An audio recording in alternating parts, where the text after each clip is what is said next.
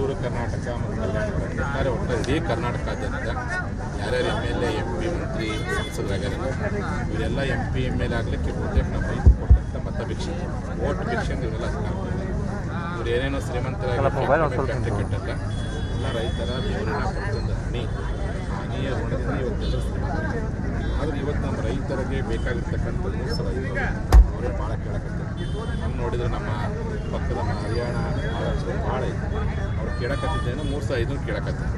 3,500 ಕೊಡ್ಲಿಕ್ಕೆ ಇಷ್ಟೊಂದು ಸತಾಯಿಸೋ ಪ್ರಯತ್ನ ಮಾಡಿ 8 ದಿನಗಳ ಕಾಲ ಬೀದಿ ಬಂದಾಗ ಮಳೆ ಚಳಿ ಬಿಸಿಲಾರ ಮನೆಯಿಂದ ರೊಟ್ಟಿ ಮಾಡ್ಕೊಂಡು ವಿದ್ಯಾರ್ಥಿಗಳು ಬರಕತ್ತಾರ, ಕೂತರು ಬರಕತ್ತೀವಿ.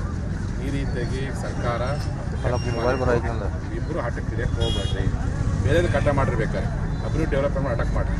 ರೈತರಿಗೆ ಕೊಡುವಂತಹ ಬಿಲ್ಲನ್ನು ಕೊಡಲಿಕ್ಕೆ ನ್ಯಾಯ ಕೊಡಲಿಕ್ಕೆ ಕಟ್ಟ ಮಾತಾಡ್ತಾರೆ. ನೀವು ಎಂಟು ಸರ್ಕಾರಗಳು 3,200 ಅಂತ ಜಿಲ್ಲಾಧಿಕಾರಿ ಅಂತಂದು ಹೇಳ್ಯಾರ. ನಮ್ಮ ರೈತರಿಗೆ ಒಪ್ಪಿಗೆ ಆಗಿಲ್ಲ. ಅದಕ್ಕೆ ಸರ್ಕಾರ ದುಡ್ಡು ಕೊಡ್ಕೊಂಡು ಇವತ್ತೇನೋ ಬೊಂಬೆ ಸ್ಟೇಟ್ಮೆಂಟ್ ಕೊಟ್ಟು ನಾನು ನೋಡಿದೆ.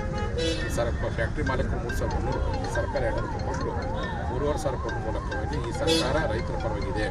ಫ್ಯಾಕ್ಟ್ರಿ ಮಾಲೀಕರು ನಾವು ಸಹ ರೈತರ ಪರವಿದ್ದೀವಿ ಅಂತೇಳಿ ಒಂದು ಭರವಸೆ ಮೂಡಿಸೋ ಕೆಲಸವನ್ನು ಇವತ್ತು ಕ್ಯಾಬಿನೆಟ್ ಮೀಟಿಂಗಲ್ಲಿ ಸರ್ಕಾರ ಮಾಡಲೇಬೇಕು ಅಂತ ಮಾಡ್ತೀನಿ.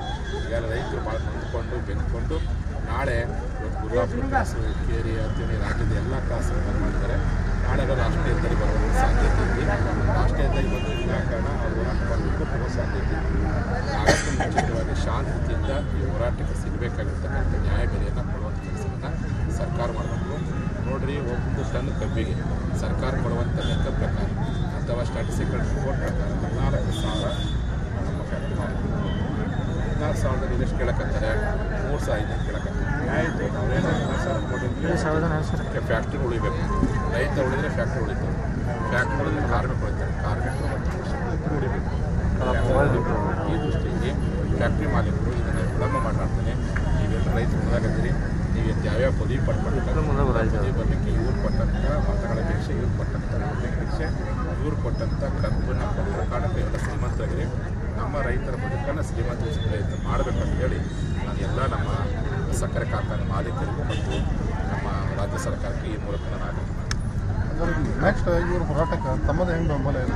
ನಾಳೆ ಬಂದ್ ಮಾಡಿದ್ರು. ಕೊರ್ಲಾಪುರದಲ್ಲಿ ರೈತ ಹೋರಾಟ ಆದಾಗ ಅವ್ರ ಮನೆ ಮಾಡ್ಕೊಂಡು ಬಂದು 15 ದಿನನೇ ಬೆಂಬಲ ಕೊಟ್ಟೆ. ನಿನ್ನೆ ನಾನು ಮೈಲಪುರಿ ಬಂದಾಗ ಮತ್ತೆ ಮನಸ್ಸಿನಾಗ ಇವತ್ತು ಬೆಂಬಲ ಕೊಟ್ಟು ಕೇರಿ ಭಾಗಕ್ಕೂ ಬೆಂಬಲ ಕೊಡ್ತೀನಿ. ನಮ್ಮ ಹೋರಾಟಕ್ಕೆ ಇಡೀ ರೈತರು ಜಾತ್ಯತೀತವಾಗಿ ಬೆಂಬಲ ಕೊಡ್ತಾರೆ. ಎಲ್ಲ ಹೋರಾಟ ನನ್ನ ಮೇಲೆ ಸಹ ರೈತರು ಸಭಾನ ಇದೆ. ರೈತ ಎಲ್ಲಿ ಕರೀತಾರೆ ಸರ್ ನಾಳೆ ರಾಷ್ಟ್ರೀಯ ಹೆದ್ದಾರಿ ಬಂದು ಕರೆ ಕೊಡ್ತಾರೆ. ಸಾಧ್ಯ ನಾನು ಯಾವುದಾದ್ರೂ ರಾಷ್ಟ್ರೀಯ ಹೆದ್ದಾರಿಗೆ ಹೋಗಿ ಬೆಂಬಲ ಕೊಟ್ಟು ಒಟ್ಟಾರೆ ಪ್ರಾಮಾಣಿಕವಾದ ಉದ್ದೇಶ ಇಟ್ಕೊಂಡಿದ್ದಾರೆ. ನ್ಯಾಯಯುತವಾದಂಥ ಉದ್ದೇಶ ಇತ್ತು. ಅವ್ರು ಕೇಳೋದು ಸರಿಯಾಗಿತ್ತು. ಆ ಪ್ರಕಾರ ನ್ಯಾಯ ಕೊಡೋ ಕೆಲಸವನ್ನು ಸರ್ಕಾರ ಮತ್ತು ಕಂಪ್ನಿ ಮಾಲೀಕ ಫ್ಯಾಕ್ಟ್ರಿ ಮಾಲೀಕರು ಕೂಡ ಮಾಡಬೇಕು ಅಂತೇಳಿ ಈ ಮೂಲಕ ನಾನು ಹೇಳ್ತಾ